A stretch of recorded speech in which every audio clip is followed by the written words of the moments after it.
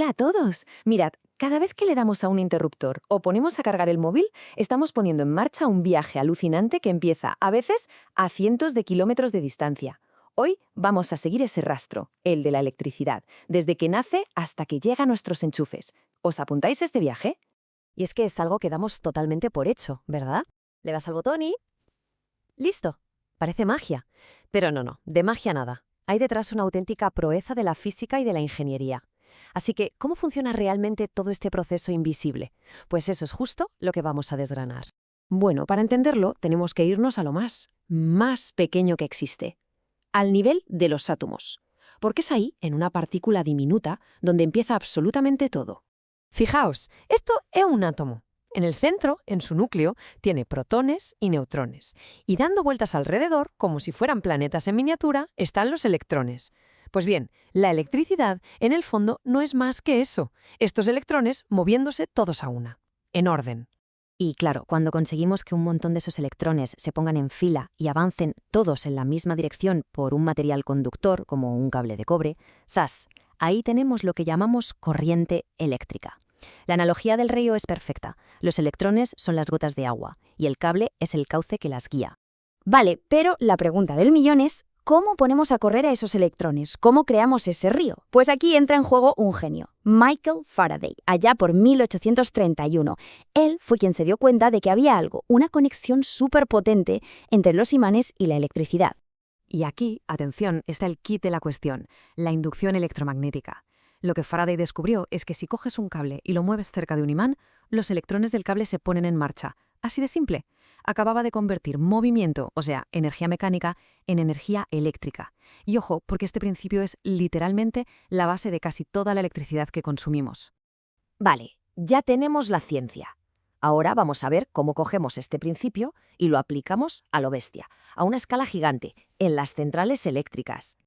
A ver, dentro de una central eléctrica, por muy compleja que parezca, al final todo se reduce a dos piezas clave. La turbina, que es como un ventilador o un molino gigante, y el generador. Y el objetivo de todo es sorprendentemente sencillo, hacer girar esa turbina. Nada más. Y el proceso es básicamente siempre el mismo. Primero, se necesita una fuente de energía. Calor, agua, viento, lo que sea. Segundo, esa energía hace girar las aspas de la turbina. Tercero, la turbina está conectada a un generador, así que también lo hace girar. Y cuarto, el generador, que no es más que un juego de imanes y cables, aplica el principio de Faraday y ¡voilá! Electricidad creada. Entonces, ¿cómo lo hacemos para que gire? Pues hay varias maneras. En las centrales térmicas se quema carbón o gas para hervir agua. El vapor que se genera a muchísima presión es el que mueve la turbina. En una nuclear es lo mismo, pero el calor viene de la fisión atómica. En una hidroeléctrica es más directo. La fuerza del agua al caer de una presa mueve la turbina. Y en una eólica, pues más fácil todavía, el viento. Diferentes métodos, pero un único objetivo, que todo gire. Genial, ya hemos creado la electricidad.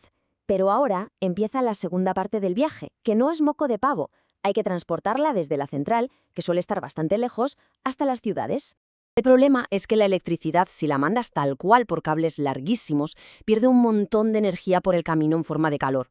Para que el viaje sea eficiente, hay que prepararla, hay que darle, digamos, un buen empujón. Y para eso está esta maravilla, el transformador. Pensemos que el voltaje es como la presión de la electricidad. Pues un transformador es un aparato que puede subir muchísimo esa presión para el viaje largo y luego, claro, bajarla para que podamos usarla en casa sin que salte todo por los aires. Así que eso es lo que pasa.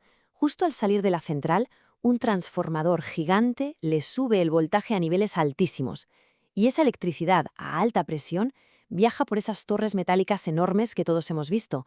Es literalmente una autopista eléctrica que cruza el país.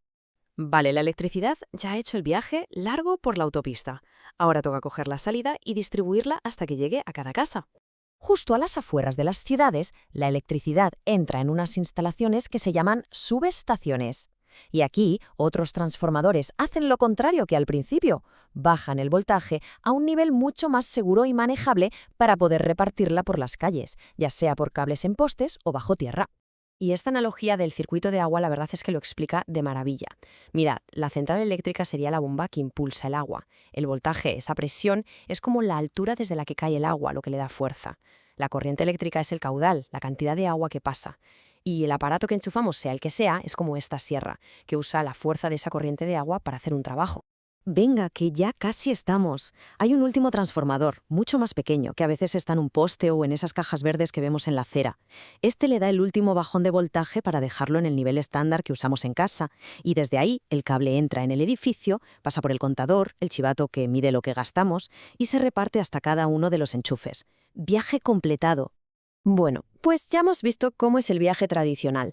Pero, ¿y si todo esto estuviera a punto de cambiar radicalmente? Vamos a echarle un vistazo rápido a lo que nos depara el futuro. La clave de todo, el origen del viaje, está en cómo hacemos girar esa primera turbina. Las fuentes no renovables, como el gas o el carbón, se acaban y, bueno, ya sabemos que contaminan. La alternativa, claro, son las renovables. El viento, el agua, el sol, son fuentes que no se agotan y son infinitamente más respetuosas con el planeta. Y aquí es donde la cosa se pone súper interesante, porque algunas renovables, como la energía solar fotovoltaica, directamente se saltan pasos. No necesitan ni turbinas ni generadores. Las placas solares convierten la luz del sol directamente en un chorro de electrones, o sea, en electricidad. Es una forma mucho más simple y elegante de empezar el viaje. Y así es, un viaje invisible que empieza en un átomo y acaba en una bombilla. Todo gracias a un descubrimiento de hace casi 200 años. Ahora, el gran desafío que tenemos es rediseñar el principio de ese viaje, apostar por un origen de la energía más limpio y sostenible. Así que la próxima vez que le demos a un interruptor, merece la pena pararse un segundo a pensar en todo este increíble camino. Es alucinante, ¿a que sí?